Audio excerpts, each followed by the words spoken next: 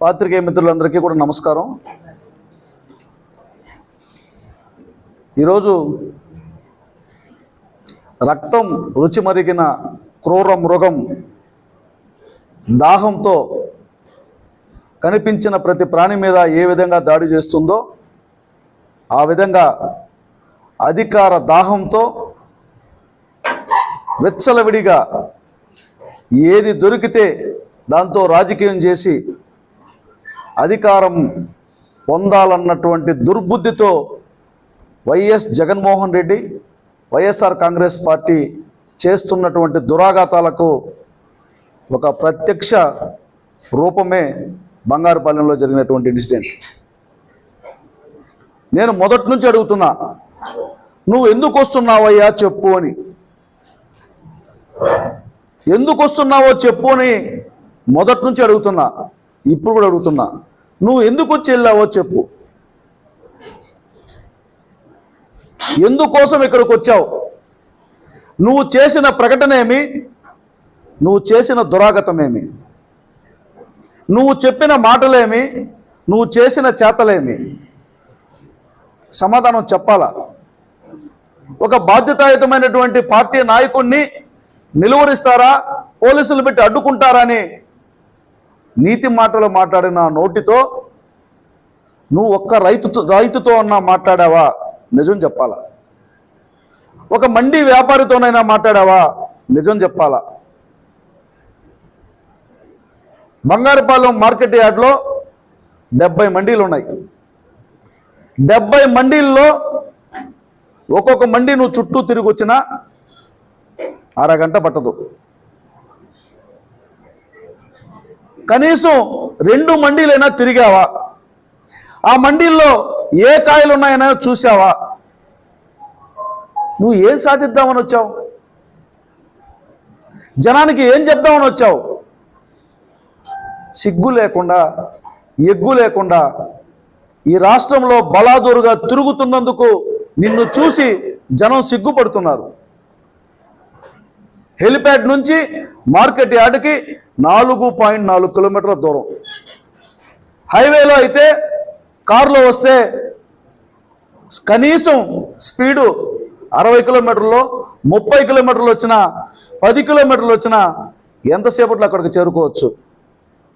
1000 మంది జనాన్ని వేసుకొని హెలిప్యాడ్ దగ్గరికి రప్పించుకొని అక్కడి నుంచి జనం ముందుకెళ్తే కారు నాపడం, కారు ముందుకెళ్తే జనాన్ని రమ్మనడం, కారుకు మనుషులకు నడుచుకుంటూ 4 కిలోమీటర్ల కోసం 2.5 గంట జనాన్ని ఇబ్బంది పెట్టి, ట్రాఫిక్ ఇబ్బంది పెట్టి, పోలీసులను ఇబ్బంది పెట్టి, రైతులను ఇబ్బంది పెట్టి, మండీలను ఇబ్బంది పెట్టి నువ్వు సాధించింది ఏంది? కనీసం మార్కెట్ యార్డ్లోకి తోతాపూరి టోటల్లో ఎంత తెస్తారన్న విషయం అన్నా నీకు కానీ నేను తీసుకొచ్చిన నాయకులకు కానీ అవగాహన ఉందా? వాళ్ళ నాయకులైతే కదా. నాయకత్వం అంటే అధికారం కాదు, బాధ్యత. బాధ్యత లేకుండా ప్రవర్తించి, దుర్మార్గంగా ప్రవర్తించి, ప్రభుత్వాన్ని తిట్టడం కోసం, ముఖ్యమంత్రిని నిందలేయడం కోసం, నీచ రాజకీయాల కోసం ఇలాంటి యాత్రలు పెట్టుకుంటావా? ఏం సాధించావని నువ్వు? పార్లమెంటు సభ్యుడిగా నీ రాజకీయ ప్రస్థానం మొదలైనప్పటి నుంచి, పులివెందుల ఎమ్మెల్యేగా గెలిచినప్పటి నుంచి, 18 మంది ఎమ్మెల్యేకు నువ్వు ప్రతినిధిగా ప్రతిపక్ష హోదాన్ని పొందినప్పటి నుంచి, 5 ఏళ్ళు ముఖ్యమంత్రిగా చేసినప్పటి నుంచి మొన్నటి వరకు ఏ రోజైనా మామిడికాయ ధరలు అని మాట్లాడినావా నీ నోటితో? ఈరోజు చిలక పలుకులు పలుకుతున్నావా? మామిడికాయ రైతులు నీ ప్రభుత్వంలో 23 రూపాయలకి కొన్నారా మీరు? కనీసం మీరు కొనడానికి, రైతులు అమ్ముకోవడానికి మధ్య వ్యత్యాసం అన్నా తెలుసా నీకు?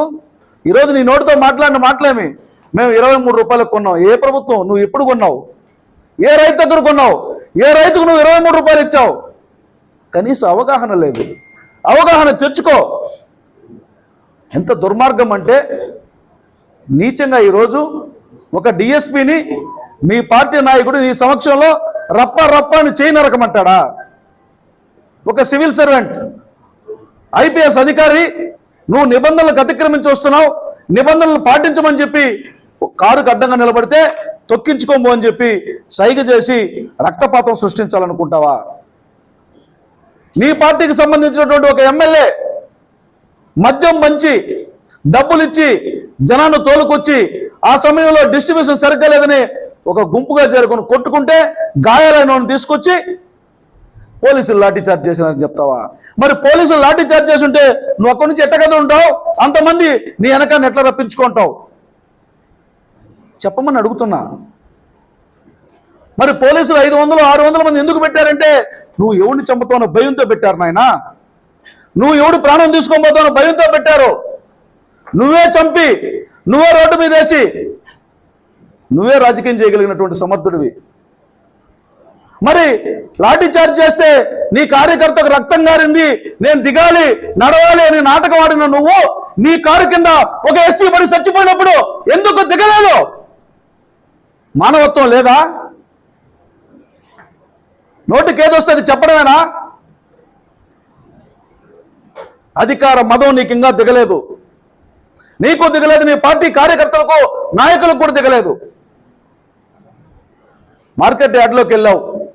నువ్వు వెళ్ళినప్పుడు సర్వసాధారణంగా మీడియా కవర్ చేయడం సహజం. నీ మీడియా నువ్వు వెంట పెట్టుకుని మిగతా వాళ్ళందరినీ బయట ఉండమని చెప్పి హుకుం జారీ చేస్తావా? ఒక మండీలోకి 100 మంది మందగా వెళ్ళి మండీలో ఉన్నటువంటి కాయలన్నింటినీ తొక్కి ఎందుకు పనికి రాకుండా చేసావు?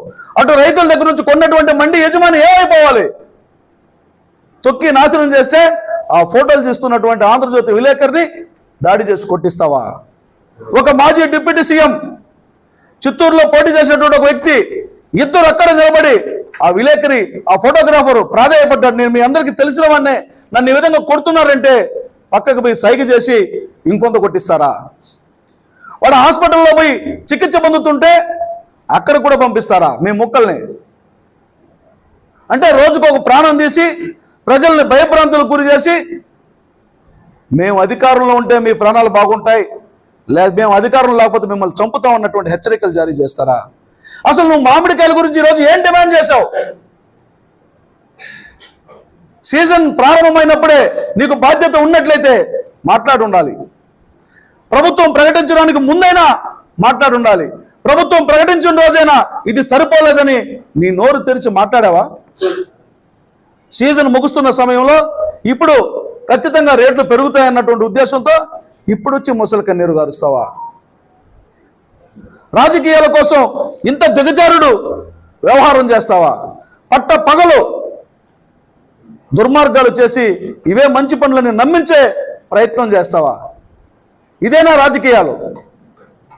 ఇందుకోసమైనా నీకు గతంలో ముఖ్యమంత్రి హోదానిచ్చింది ప్రజలు.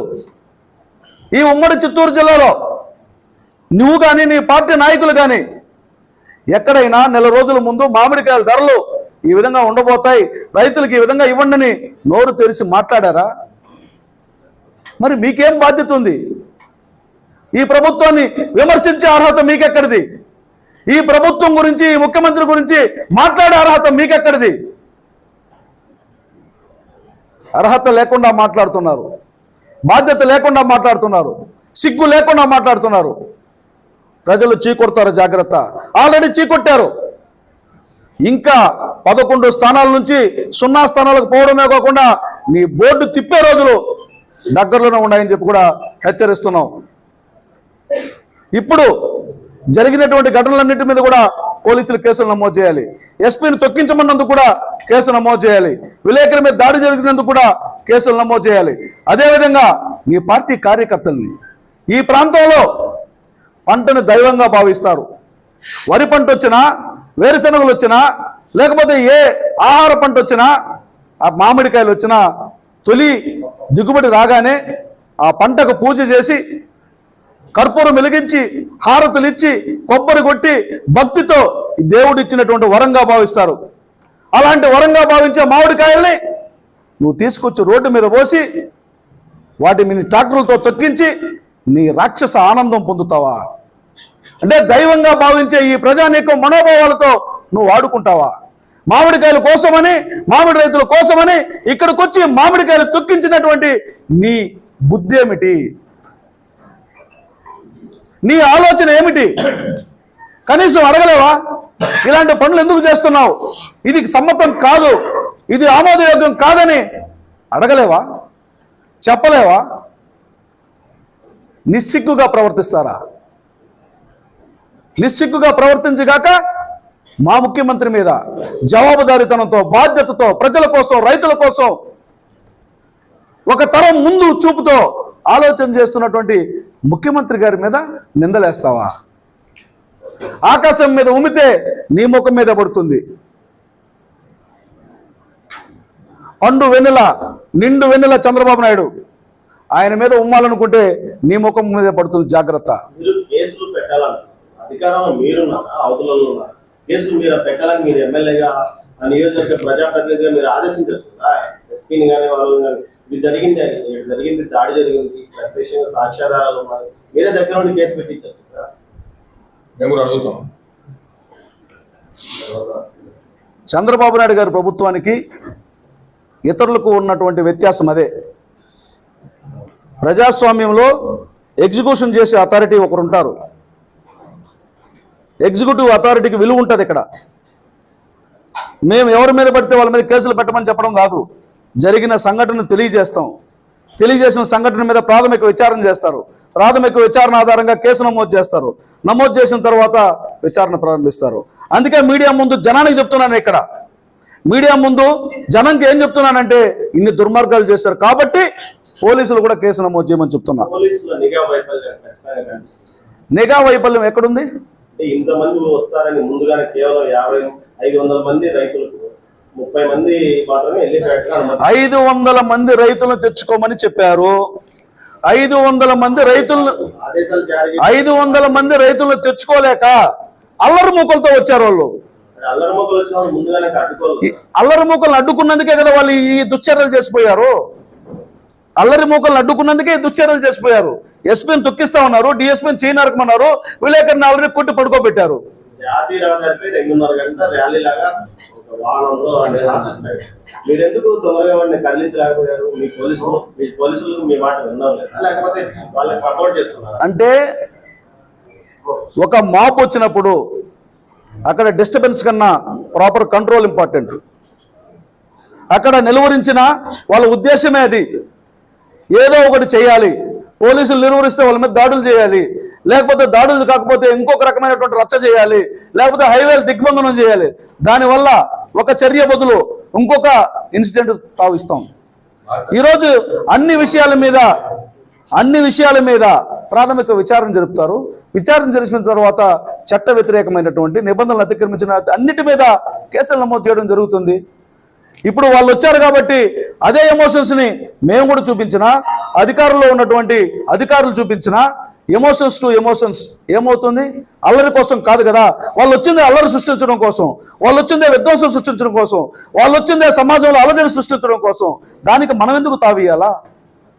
ప్రభుత్వం పని అది కాదు కదా. ఎవరి వైఫల్యం? ఎందుకు? ఏం జరిగిందని? చెక్ పోస్ట్ పెట్టాము, అంత చేసామంత ఇంత చేసామని 2 రోజుల నుంచి అటు మీడియాలో వదిలికొట్టారు ఈ ప్రభుత్వ అధికారులు. మరి ఎందుకు అంతమంది రాగలిగితే ఎందుకు మీ నిఘా ముందుగా హెచ్చరించగల జారీ చేయలేకపోయింది? ఇక్కడ నిఘా వైఫల్యం కానీ అధికారుల వైఫల్యం కానీ చూసే ముందు వచ్చిన వాడెవడు? విధ్వంసకారుడు, దుర్మార్గుడు, రాక్షసుడు, అల్లరి మూకలతో చిల్లర జనంతో వచ్చాడు అక్కడికి.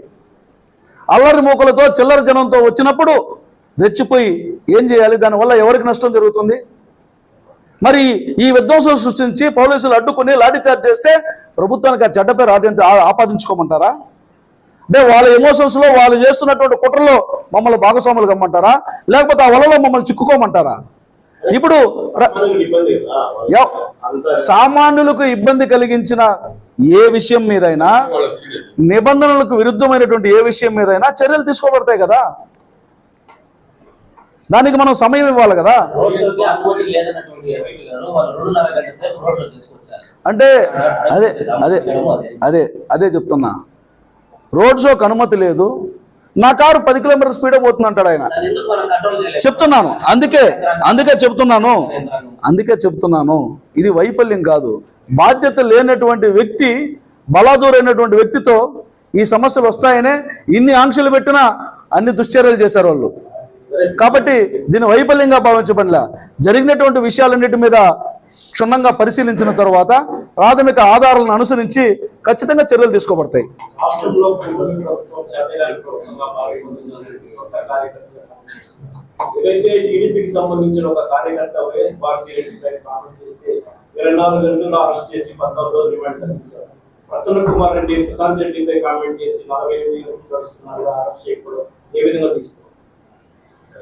చట్టం చంద్రబాబు నాయుడు గారి చేతిలో వస్తువుగా మార్చుకోవాలి. ఎప్పుడు సొంత కార్యకర్తలు వినాలా? సొంత కార్యకర్త అయినా పరాయి కార్యకర్త అయినా ఎవరైనా మొట్టమొదట భారతదేశ పౌరుడికి ఉన్నటువంటి హక్కుల్ని, వాటిని ఉల్లంఘించినటువంటి వ్యక్తికి పడాల్సినటువంటి శిక్షని బేరీజు వేసుకుని ఈ ప్రభుత్వం నడుస్తుంది. ఈ ప్రభుత్వం బాధ్యత లేనటువంటి ప్రభుత్వం కాదు, ఇది మంచి ప్రభుత్వం. నల్లపరెడ్డి ప్రసన్న కుమార్ రెడ్డి చేసినటువంటి వ్యాఖ్యల మీద ఇప్పటికే వేమిరెడ్డి ప్రశాంత్ రెడ్డి గారు ఫిర్యాదు చేయడం జరిగింది. అతను ఒక మాజీ మంత్రి, మాజీ ఎమ్మెల్యే కొన్ని పరిమితులకు లోబడి అతన్ని అదుపులోకి తీసుకోవాలన్నా వినండి, అంటే టైం లేకుండా చేయమని చెప్పి ప్రభుత్వానికి ఆదేశం ఉంటుందా? నిబంధనలు. ఇప్పుడు మీరు అన్నట్టు మా కార్యకర్తను కూడా అరెస్ట్ చేయడానికి ముందు ఏం జరిగిందో, ఎంత ప్రాసెస్ ఉందో మీకు ఐడియా ఉందా? మీ ప్రాసెస్ మీకు తెలిసిన సమయమే కాదు కదా. ప్రభుత్వానికి ఎప్పుడు వచ్చింది, ఏం జరిగింది అంటే మా నాయకుడి యొక్క ముఖ్యమైనటువంటి ఉద్దేశం, నేను కానీ నా కార్యకర్తలు కానీ నన్ను అనుసరించేవారు కానీ జవాబుదారీతనంతో ఉండాలా, బరితెగించి ఉండకూడదు, సమాజం పట్ల బాధ్యతతో ఉండాలన్నటువంటి నినాదం మాది. దానికి అనుసరించి ఇంకొంచెం క్రమశిక్షణగా కూడా మా వాళ్ళని ఉండమని సూచించవచ్చు. వినండి, వైఎస్ జగన్మోహన్ రెడ్డి కారు కింద ఒక కార్యకర్త చనిపోతే 48 గంటల వరకు వీడియో రిలీజ్ అయిన వరకు కూడా అది ఎవరు కారు కింద పడి చనిపోయారో గుర్తించే పరిస్థితిలో పోలీసులు కాబట్టి అదే తరహాలో ఇవాళ కూడా కార్యకర్తలు ముందుగా వస్తారని తెలిసినా కూడా ఎందుకు అంత చర్యలు చేపట్టారు? అక్కడ జరిగినటువంటి విషయం కోర్టు వ్యవహారంలో ఉంది, సబ్జుడిస్ మ్యాటర్ పక్కన పెడదాం. ఇక్కడ జరిగినటువంటి విషయం అణువున అడుగడుగున నిబంధనలను అతిక్రమించకుండా చూసుకోవలసినటువంటి బాధ్యతల్లో అధికారులు వారి స్థాయిలో పనిచేయడం జరిగింది కాబట్టే విధ్వంసం జరగలేదు. లేకపోతే విధ్వంసం సృష్టించడం కోసం వాళ్ళు వచ్చింది. విధ్వంసం జరగలేదు కాబట్టే చివరిలో విలేకరుని కొట్టిపోయారు. దెయ్యం పోతూ పోతూ కొమ్మించినట్లు వాళ్ళు అనుకున్నటువంటి ప్లాన్లన్నీ వర్కౌట్ కాలేదు కాబట్టి ఏమీ చేయకుండా రక్త హస్తములతో వెళ్ళకూడదని విలేకరుని కొట్టెళ్ళారు. ఏం జరగలేదు కదా, జరగాలని ఎన్నో ప్రయత్నాలు చేశారు. డిఎస్పీని టెంప్ట్ చేశారు, ఎస్పీని టెంప్ట్ చేశారు, కార్యకర్తలు టెంప్ట్ చేశారు, రోడ్ల మీద పడి నానా యాగి చేశారు, రోడ్ల మీద మామిడికాయలు పోశారు, ట్రాక్టర్లతో హంగామా చేశారు. కానీ ఏం జరగల, దాహం తీరలా. చెప్పాను కదా ముందుగానే, రక్తం రుచి మరిగినటువంటి క్రూర మృగము చివరకు ఘాటేసి టేస్ట్ చూసిపోయింది విలేకరు రూపంలో.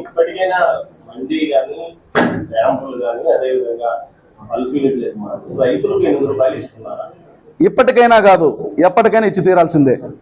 ఇది ప్రభుత్వ ఆదేశం.